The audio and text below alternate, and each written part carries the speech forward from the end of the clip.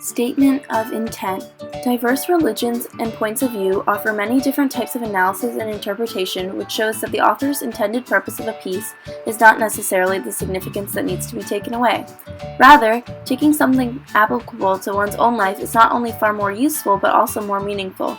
In this presentation, I will be interviewing 5 different people of varying religions and degrees of religion in order to show the effect that it has on the interpretation of the author's purpose. I chose this topic in order to represent the value in having such a diverse and dynamic group of cultures in our community, and to extend the realm of literature beyond the classroom. The following students from varying religious backgrounds were presented with the same excerpt and questions as follows. None of them had any background information about Paradise Lost. Please notice both the similarities and differences in the responses. Hi, I'm Catherine Kelly, and I am Catholic.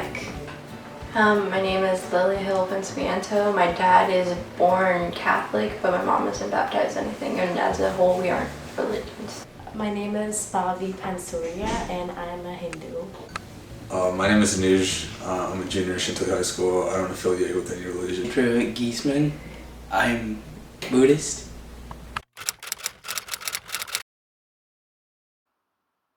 Say first, for heaven hides nothing from thy view, nor the deep tract of hell. Say first what cause moved our grandparents in that happy state, favourite of heaven so highly to fall off from their Creator and transgress his will, for one restraint. Lords of the world besides, who first seduced them to that foul revolt? Thy infernal serpent, he it was who guiled.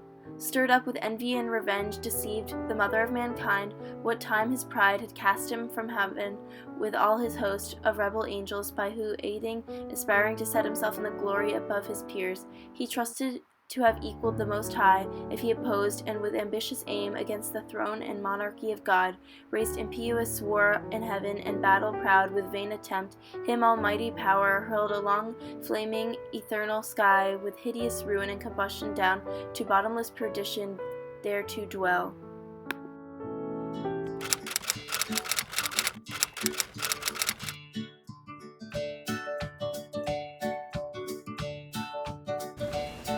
In this text, I believe that the serpent represents Satan. This symbolism alludes to the story of Dante's Inferno, which I read in 9th grade. Okay, so for me, I guess the serpent symbolizes kind of like karma or like yin and yang, how like if you, like what comes around goes around kind of a thing. Serpent symbolizes the devil. It doesn't really allude to any specific text. I can just like, I just read it and could tell this is like based on the Bible. I think the serpent represents like anger, because it says he's stirred up with envy and revenge.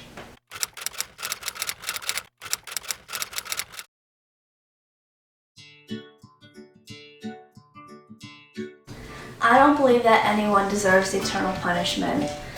I believe that there is a good in everyone and everything. I don't believe that anyone deserves an eternal punishment, because I do believe that people can be taught, and that if they are punished forever, that they would not learn their lesson. They would just end up hating everything. So the people who lie and break others' trust, I think they deserve eternal punishment, because the person who they lie, they are hurt and they're like broken from inside, so they deserve eternal punishment. I don't really think anyone should deserve eternal punishment. I feel like there's a limit to everything, and that includes punishment. I don't think anyone deserves eternal punishment. If they deserve it, it should be for like something they really did bad, like not like kill someone, but that would just be like a short time. For eternal, like something really bad.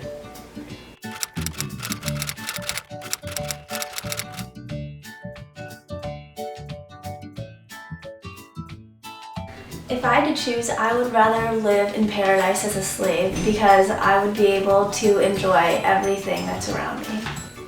I would rather live in paradise as a slave because I could not take charge of anyone else.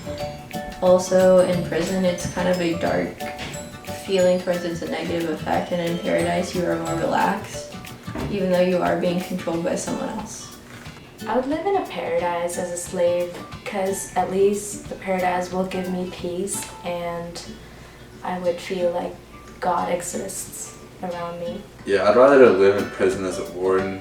I feel as if the warden would have like more benefits that the prisoners wouldn't have. Live in a paradise as a slave because I don't really care about that part. I don't care about the paradise part.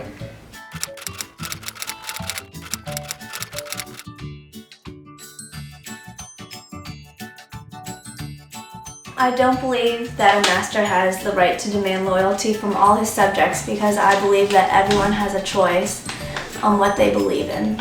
I don't think that a master has the right to demand loyalty from his subjects because he's taking advantage of them and using them for his own selfish needs, and you cannot expect loyalty because loyalty is from respect, and if people respect you, then you will get it, and if you're being in charge of someone else by like subjects, you're not going to have respect, so they won't be loyal to you.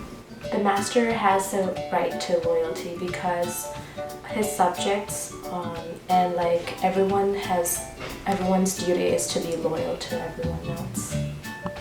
No, I don't think a master has the right to demand loyalty from his subjects. Loyalty is something that's earned, and he can't just demand it without it being earned. The master doesn't have the right to demand loyalty from his followers. If he's doing the right thing, his followers will be loyal to him. You can tell just based on these interviews how much these 5 people who all share at least one class, a high school, and a grade level vary so greatly in opinion. In fact, there was not one question they all agreed upon, and even for the questions that some people did share the same point of view, most of their reasoning was entirely different.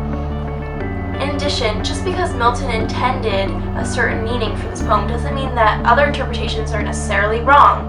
For example, Milton intended the serpent to represent the devil in the context of this poem. However, if people can identify a greater symbolic meaning, such as karma and anger from the serpent, who is anyone to tell them they're wrong? In fact, that is one of the best things about English. It isn't like the other subjects where you have to study and memorize. It's about free thinking and creativity. Taking away the right to bring one's own meaning to a piece, quite frankly, kills that. We're in the same family, on the same team, here for the same reasons that go unexplained. Yet this world is so full of hate, discrimination, war. We are going about all of this wrong. Think of the things we could accomplish together without our self-destruction. Sharing ideas with people of different points of view could lead to new discoveries, cures to seemingly incurable diseases. The possibilities are endless. We're all equal in our shared family of humanity, so appreciate people for their differences, but realize on the inside, we're all the same.